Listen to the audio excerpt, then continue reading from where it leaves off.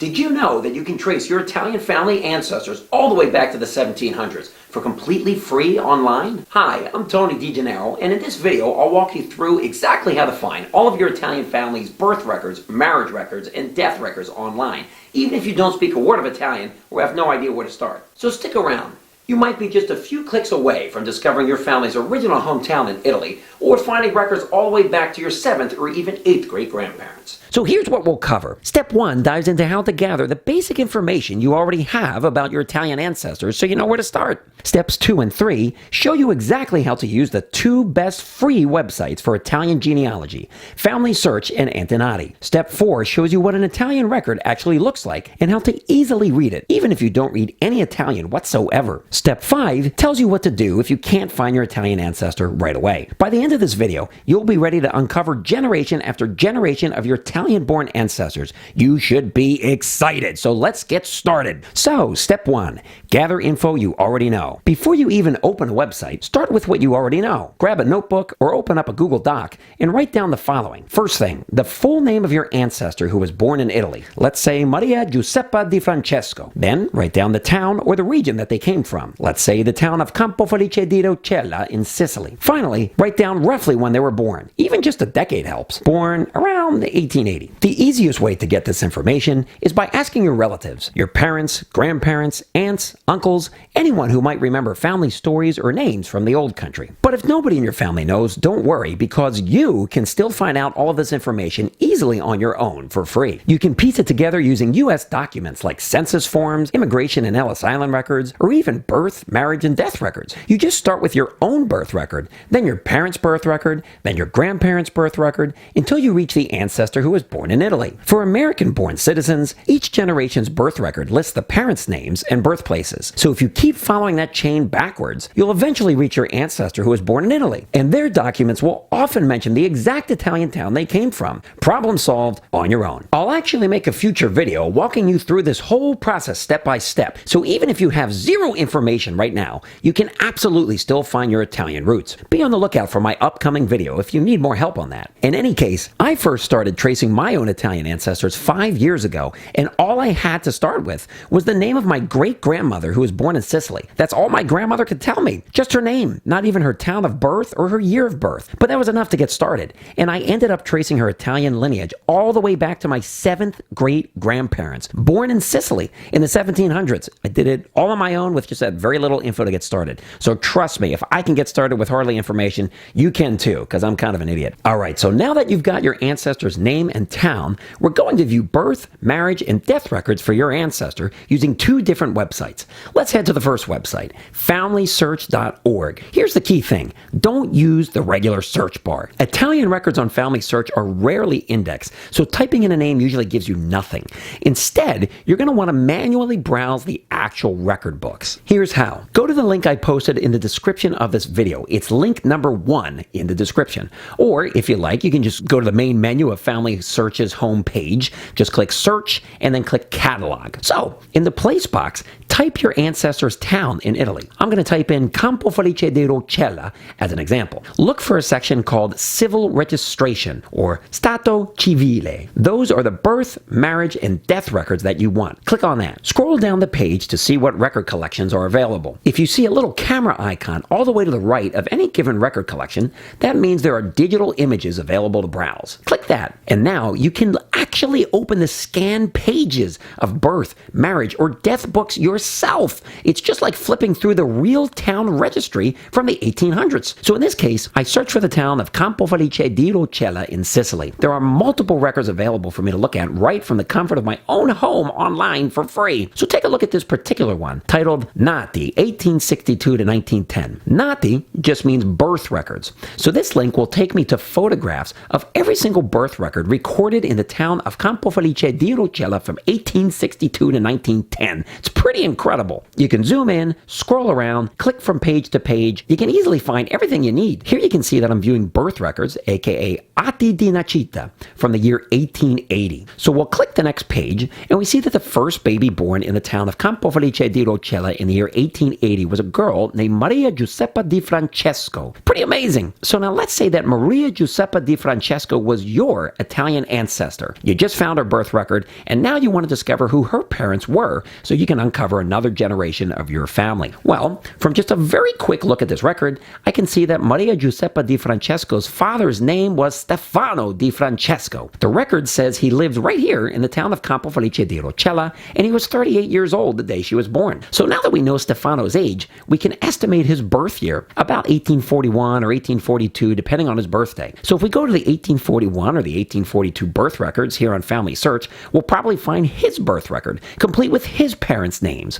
And we will have uncovered another generation of this family. Families in Italy usually stayed in the same town for decades, if not centuries, so you can usually uncover multiple generations of the same family in the same town. Also, we can find out all the same information for Maria Giuseppa's mother. Let's scroll down this birth record, and we can see that the mother's name was Concetta Muscarella. It's a good name. So now we can trace her side of the family back too. Now these records are packed with all kinds of other fascinating details. Take a look. Maria Giuseppa's birth record lists the family's exact street address, the father's occupation, contadino, he was a farmer, even the exact time of birth.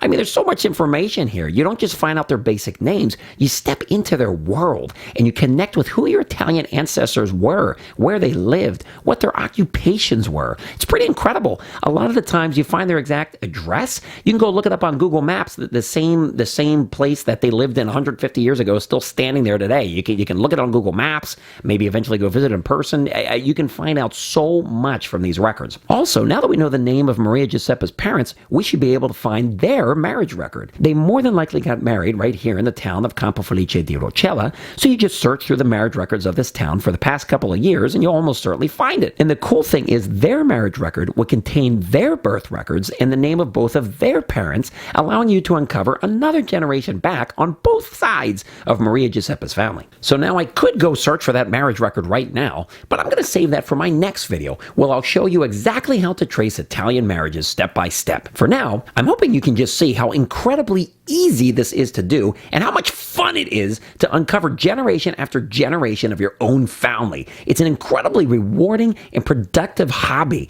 You can basically become your own official family historian. So Family Search has a lot of material, but it doesn't have everything. So if a certain time period or a town is missing here, our next website, Antenati, might have it. All right, so the second website is Antenati. That's the official Italian government archive site, and it's absolutely incredible. Antenati just means ancestors in Italian. So here's how to use it. Go to Antenati's homepage in English. You can do that by clicking on the link I posted in the description of this video. It's link number 2 in the description. Then click Browse the Archives. And if you're feeling a little lazy, you don't even have to do that. That's just link number 3 in the video description for this video. Scroll down the page and then choose the state archives for your ancestors' province, like Napoli, Foggia, Palermo, or Pisa. Click Search the Registries. You then see this screen, which gives you a ton of records for all the towns in the province you selected. So what you do now is you select your ancestor's town, aka Comune, by going to Location on the left-hand side here. Then click Expand, and you'll see every town in the province pop up. Select your ancestor's town. We're going to go with Campofelice di Rocella again. And look at that! For even a smaller town like Campofelice di Rocella, there are 238 results. From here, there are many ways you can sort through what's available. You can look by type of record, such as nati, which are birth records, morti, which are death records, or matrimoni, which are marriage records. For now, we'll try clicking nati for birth records. So here we go. You'll notice that the records for Campofelice di Rocella go all the way back to 1820 on Antenati's website, whereas they only went back to 1862 on Family Search's website. And that's exactly why you want to use both websites, because they each contain records from different years. You can find more records by checking out both websites for your ancestor's town. In any case, let's say we want to view the birth records for 1825. We just click View the Register, and there you go. And just like that, we are now viewing birth records for the town of Campofelice di Rocella for 1825. You can either scroll from page to page by using the arrows at the bottom, like this, or if you want to conveniently jump ahead more quickly, you can change the view by clicking this button here and then select Gallery. That allows you to select whatever page you'd like very quickly. As with Family Search, you can zoom in up close to the records, scroll around, and you can even save the records to your computer or your smartphone. And I should mention you can save the records on Family Search as well. As you can see, here's a birth record for a baby named Caterina Principale, who was born on the 12th of August in the current year, aka 1825. Her father's name was Salvatore Principale, who was 33 years old at the time, so just made her Italian name just so much better. So you can find the records on Antenati that way. However, I actually usually like to search by year. So to do that, we're just going to go back to this screen. If you recall, this is the screen when we had just selected the town of Campo Felice di Rocella, and we saw that there were 238 results. So we're going to once again scroll down on the left-hand side here, but instead of selecting type of record, we're going to go to year. Click on expand, and you'll now be able to click on a specific year. We're going to click on 1825 again, and you can now browse all records available for Campo Felice di Rocella for the year 1825. I won't get into what every type of record is in this video. We'll save that for a future video, but you can see that there are different kinds of marriage records available, known as the matrimoni, the death records or the morti, and the birth records or the nati. So we'll select the birth records once again for 1825 by clicking view the register, and once again we're looking at the birth records from 1825. Same records as earlier, just a different way to get there. And as you can see, we're once again able to view Caterina Principale's birth record. It's all a matter of learning the layout of each website. Once you get used to it, it becomes second nature. So that's how you use Antenati. Alright, so now comes the really fun part. So now that we've seen how to find Italian birth records on FamilySearch and Antenati, let's take a closer look at how to actually read them. So Italian civil records might look intimidating at first, but once you know what to look for, you'll recognize the same pattern over and over again. You do not need to read or speak Italian fluently. You barely need to read or speak any Italian. I can teach you just a few words in Italian, and they'll be all you need to know. So let's use Maria Giuseppa di Francesco's birth record from 1880, which we found earlier on FamilySearch. You'll notice that it starts with a long sentence in Italian legal language. Every record follows the same exact structure. The important details are usually right in the middle. So here's what you'll want to look for. First thing, look at the name of the person listed in the margin. So to navigate these birth records, take a look at where it says numero. Numero just means number. So numero 1 means that this is the first birth record for the year 1880 in the town of Campo Felice di Rocella. Below the number is the name Maria Giuseppa di Francesco. So that means that this is the birth record for Maria Giuseppa di Francesco. Easy. So next up, date of the record. You'll already know what year the record is from because you would have selected it from your website. Recall that to view this record, we selected birth records from 1880. But that being said, the year is usually listed near the top of the record after words like l'anno, meaning the year. So this phrase, l'anno 1870, just means the year 1880. If you're not sure what a word means, just use Google Translate to double check. Next up, we have ari, which means on the day. Here, the day is due, which means two in Italian. Again, you can use Google Translate, or you can pull up any old cheat sheet on Google for number references. You can type in Italian numbers cheat sheet into Google and click any cheat sheet you like, or you can just click link number 4 in the video description for this video for an excellent Italian numbers cheat sheet that I found for you. Alright, so next up is D, meaning what month we're in. This record was taken in the month of Gennaio, which means January. You can find this out, once again, by using Google Translate or by Googling another cheat sheet for months. Or just click link number 5 in the video description for this video for an excellent Italian months cheat sheet I found for you. But anyway, from this first sentence, we can tell that this record was written in the year 1880 on the second day of January.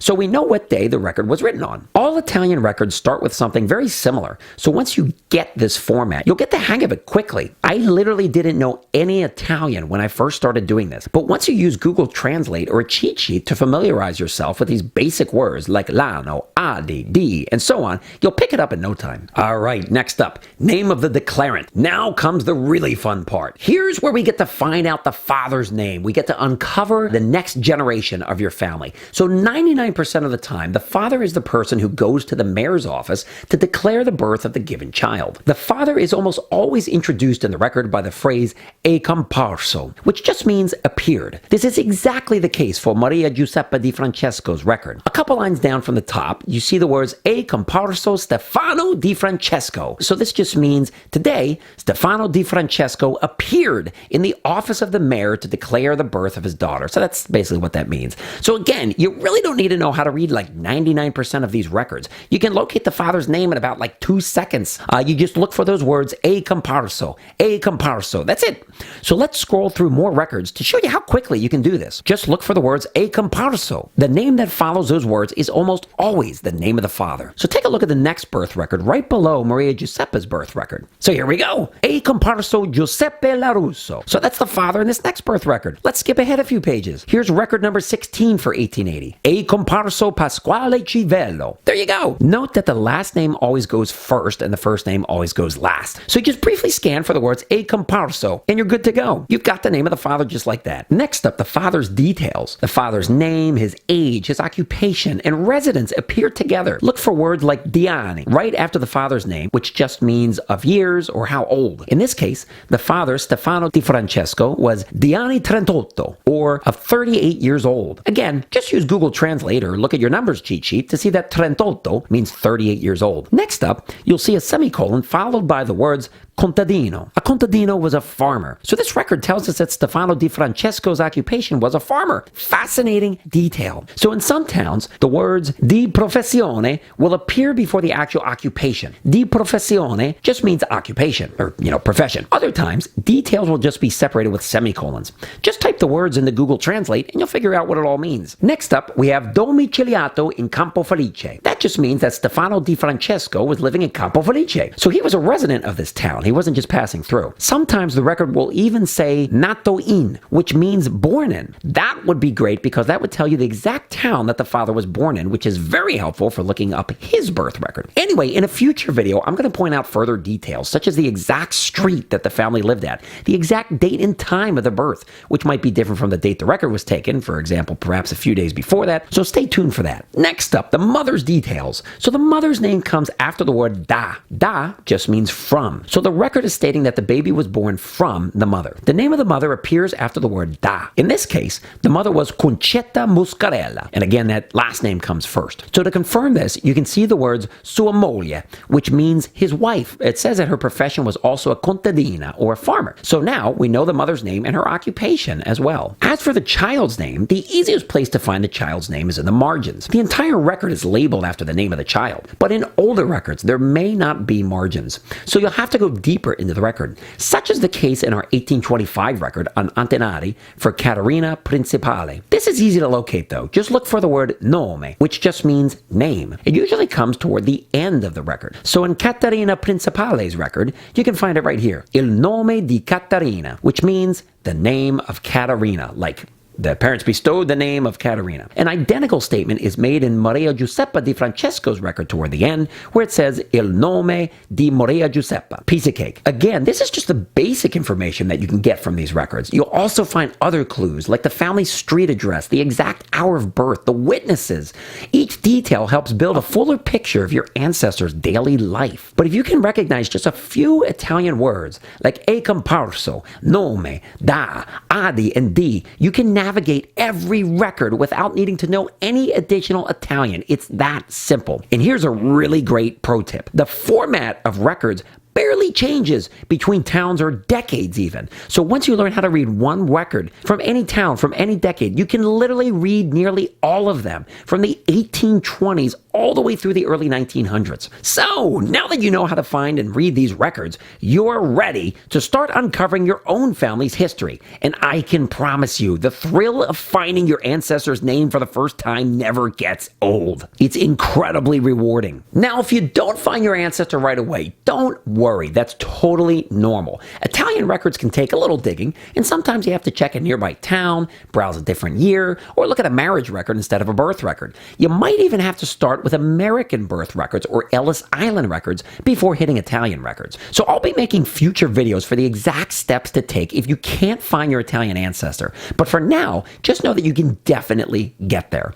And if you ever hit a wall, just drop a comment right here on this video. I'm always happy to help point you in the right direction and help you get started. I look at my YouTube comments way more frequently than private messages, so start by leaving me a comment if you need some help. And once again, I've also linked both FamilySearch and Antenati below in the video description, along with some little quick start cheat sheets of the most common Italian words you'll see in these records. So be sure to check out those links. Also, if you're ever struggling to read the handwriting on any of these older records, drop me a comment. I've been reading these records for 5 years now, and I can make out almost anything, so I'd be glad to help you. I know I kind of struggled with that at first, but you get the hang of it. So in my next video, I'm going to show you how to take these documents and actually build your Italian family tree, including how to track down an ancestor when you only know a first name, a partial date, or even just a rumor that your grandparents told you. So if you want to keep going with your Italian genealogy journey, hit subscribe and tell me in the comments what region your family came from. Sicily, Campania, Puglia, Lazio, Toscana. I love seeing where everyone's roots are from. Thanks for watching, and buona fortuna with your family search. I'm Tony DiGennaro, and I hope to see you in the next video. Salute! Ciao!